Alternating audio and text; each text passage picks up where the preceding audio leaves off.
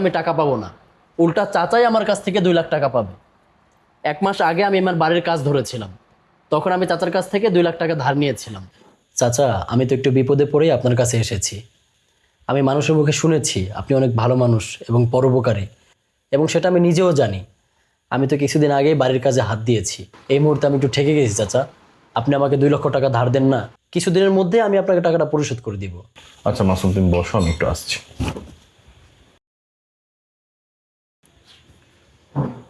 ও মাসুম, এই নাও তোমার 2 লক্ষ টাকা। আপনাকে অসংখ্য ধন্যবাদ চাচা।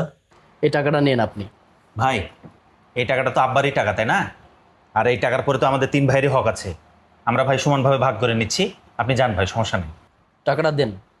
আমি মানছি এই টাকাটা আপনারা যে 3 সন্তান আছেন তাদেরই হক আছে, কিন্তু আপনাদের এত সয় সম্পত্তি এবং এত টাকা পয়সা থাকার পরেও আপনারা আপনার বাবার ঋণ পরিশোধ করার জন্য গড়িমসি করছিলেন। আপনারা চাপিয়ে দিচ্ছিলেন আপনার এই গরিব ভাইয়ের উপরে, যে কিনা দিন আনে দিন খায়। তার কাজের একটা বাইক ছিল, সেই বাইকটা বিক্রি করে আপনার বাবার ঋণ পরিশোধ করতে চেয়েছে। তারপরেও আপনারা আপনার বাবার ঋণ পরিশোধ করতে চাননি। শোনেন, চাচার কাছ থেকে আমি যখন টাকাটা ধার নেই, তখন চাচা আমাকে একটা কথা বলেছিল আমার যদি কোনো কিছু একটা হয়ে যায়, তাহলে আমার 3 সন্তানের মধ্যে যাকে তোমার কাছে যোগ্য মনে হবে তুমি তার কাছে টাকাটা পৌঁছে দিবা। আমার কাছে দুলাল ভাইকে যোগ্য মনে হয়েছে, আমি দুলাল ভাইকে টাকাটা দিয়ে যাব।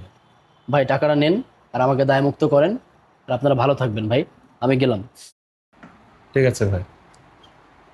আসলে ভাইয়া তোমাদেরকে একটা কথা বলি, কোনো বাবা যদি ঋণগ্রস্ত অবস্থায় মারা যায়, তাহলে প্রত্যেকটা সন্তানেরই উচিত সেই ঋণ দ্রুত পরিশোধ করা।